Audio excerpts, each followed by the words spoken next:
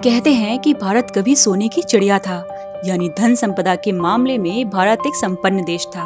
लेकिन जिस तरह दुनिया के दूसरे प्राचीन राजतंत्रों की समृद्धि की बातें विश्व पटल पर बताई जाती हैं, वैसी चर्चा भारतीय प्राचीन राजवंशों के बारे में नहीं सुनाई देती। लेकिन अगर भारतीय इतिहास के पन्नों पर पड़ी धूल झाड़कर देखें तो एक दक्षिण भारतीय राजवंश की संपन्नता भारत को सोने की चिड़िया कहे जाने के मिथक को बाकायदा इतिहास बना सकती है।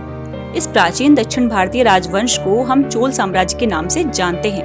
पुरातत्व और इतिहास की दुनिया में चोल राजवंश को सिर्फ भारत ही नहीं बल्कि दुनिया में सबसे लंबे दौर तक चले राजवंशों में से एक माना जाता है। यह एक ऐसा राजवंश था जिसके 1500 साल लंबे दौर को 4 चरणों में जानना पड़ता है।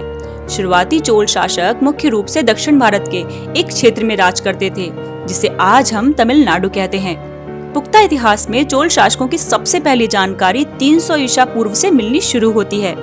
इतिहासकारों ने चोल राजवंश का दूसरा दौर 200 ईस्वी से 800 ईस्वी तक निर्धारित किया है। प्रामाणिक इतिहास के लिहाज से यह वह दौर था जब दक्षिण में पल्लव और पांड्या राजवंशों का प्रभुत्व बढ़ गया था। चोल राजवंश का तीसरा और सबसे महत्वपूर्ण दौर रहा 848 ईस्वी से 1070 ईस्वी तक। इसी दौर में चोल साम्राज्य ने अकल्पनीय विस्तार किया। बहरहाल चोल साम्राज्य का सबसे वैभवपूर्ण और स्वर्णिम काल उनके शासन का तीसरा दौर ही माना जाता है। यह गौरवशाली काल चोल राजवंश के 2 सबसे पराक्रमी राजाओं का था। इनमें से पहले राजा थे राजराज चोल और दूसरे हुए उनके बेटे और उत्तराधिकारी राजेंद्र चोल प्रथम। कुछ इतिहासकार मानते हैं कि तीसरे दौर यानी मध्यकालीन चोल शासन की स्थापना 848 ईस्वी में विजयालय नाम के एक चोल राजा ने की। विजयालय ने ही दोबारा दक्षिण में चोल राजवंश की पकड़ बनानी शुरू की थी। उनके बाद के चोल राजाओं ने पांड्या, पल्लव, राष्ट्रकूट और चेर शासकों से कई युद्ध लड़े और एक बड़ा दक्षिण भारतीय क्षेत्र चोल शासन के अधीन कर लिया। इसी दौर में तंजौर उनकी राजधानी बनी। उसके बाद 985 ईस्वी में राजा बने राजराज चोल। राजराज बेहद पराक्रमी राजा थे। उन्होंने पल्लव, पांड्या, चालुक्य और चेर राजाओं के कई और क्षेत्र जीतकर अपने साम्राज्य में जोड़े। दक्षिण भारत में अपार सफलताओं के बाद भी राजराज चोल अपने साम्राज्य का विस्तार और बढ़ाना चाहते थे। उनकी इसी नीति के कारण भारतीय इतिहास में एक नया अध्याय शुरू हुआ। इतिहास के कालक्रम में पहली बार किसी भारतीय शासक ने दूसरे देशों की तरफ कूच किया। मसलन राजराज ने श्रीलंका यानी तब के सिलोन पर हमला कर दिया। भारत के बाहर चोल साम्राज्य के विस्तार की यह शुरुआत थी। राजराज के बाद सन 1014 में उनके बेटे राजेंद्र चोल राजा बने। उन्होंने अपने पिता के साम्राज्य विस्तार के अभियान को आगे बढ़ाया। दक्षिण भारत में अपने विस्तार के बाद राजेंद्र चोल ने उत्तर की तरफ चढ़ाई की। उड़ीसा और बंगाल के कई क्षेत्र जीत भी लिए। बंगाल में तब पाल राजवंश का शासन था। इस युद्ध के लिए चोल सेना ने गंगा नदी को पार कर हमला किया और विजयी रहे। इसी के बाद राजेंद्र चोल ने दक्षिण में कृष्णा नदी के किनारे एक नई राजधानी बसाई, जिसका नाम रखा गया गंगईकोंडा चोलपुरम, जिसका अर्थ था गंगा को जीत लेने वाले चोल का नगर। यहाँ तक कि बंगाल की खाड़ी, जो दुनिया की सबसे बड़ी खाड़ी है, इसका प्राचीन नाम चोल झील ही था। यह नाम कई सदियों तक चोलों की महानता को बयां करता रहा। अक्सर यह सवाल उठता है कि दूसरे देशों में जाकर चोल राजाओं के युद्ध लड़ने और जीतने के पीछे राज क्या था। कहते हैं इसका सबसे बड़ा कारण था उनकी पराक्रमी और अपने समय की अत्याधुनिक चोल नौसेना।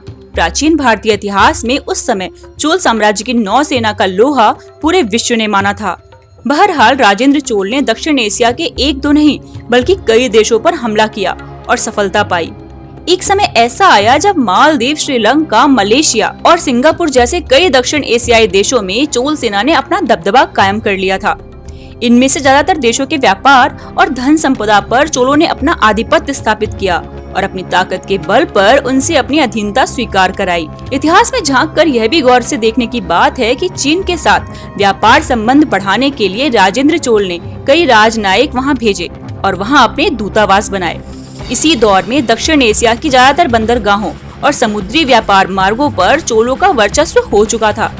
कहा जाता है कि अपनी विलक्षण नौसेना और व्यापार कौशल के बल पर ही चोल शासक रोम से चीन तक अपना व्यापार फैला पाए और उन्होंने अकूत धन संपदा हासिल की। बहरहाल इसी चौतरफा प्रभुत्व से चोल साम्राज्य में अपार धन संपदा बढ़ी और इसी संपन्नता के बूते चोल शासकों ने अपनी प्रजा की सुख समृद्धि के लिए ऐतिहासिक काम किए। चोल साम्राज्य में कृषि एक मुख्य व्यवसाय था। कृषि को बेहतर बनाने के लिए चोल राजाओं ने सिंचाई व्यवस्था पर बहुत ध्यान दिया। सिंचाई के लिए उन्होंने बांध और तालाब बनवाए। आर्थिक संपन्नता के कारण किसानों को तब की सामाजिक व्यवस्था में ऊंचा दर्जा हासिल था और इसलिए प्रशासनिक कार्यों में किसानों की खास भागीदारी थी। कृषि के अलावा दूसरे व्यवसायों की बात करें तो चोल साम्राज्य अपने रेशम उत्पादों और अद्भुत बुनाई के काम के लिए दुनिया भर में मशहूर था। चोल साम्राज्य के उसी इलाके में आज भी कांजीवरम सिल्क की साड़ियाँ और रेशम के दूसरे उत्पाद बनते हैं और देश दुनिया में आज भी उतने ही मशहूर हैं। कई विश्वसनीय अध्ययनों से सिद्ध हो चुका है कि चोल शासक कुशल प्रशासक और युद्ध रणनीतिकार थे। अपने चरमोत्कर्ष पर उनका साम्राज्य विशाल आकार ले चुका था। आकार में बेहद बड़े हो चुके साम्राज्य को संभालने के लिए चोल राजाओं ने विकेंद्रीकरण प्रबंधन नीति अपनाई। पूरे राज्य को छोटी छोटी इकाइयों में बांटा और हर इकाई को प्रशासनिक निर्णय लेने की स्वतंत्रता दी। बहरहाल चोल शासनकाल युद्ध कौशल से लेकर व्यापार, लोक कल्याण और प्रशासन जैसे हर क्षेत्र में बेमिसाल नजर आता है। भारत का यह एक ऐसा संपन्न और समृद्ध साम्राज्य रहा है जिसके आधार पर भारत को सोने की चिड़िया कहे जाने का मिथक एक पुख्ता इतिहास बनकर सामने आ सकता है।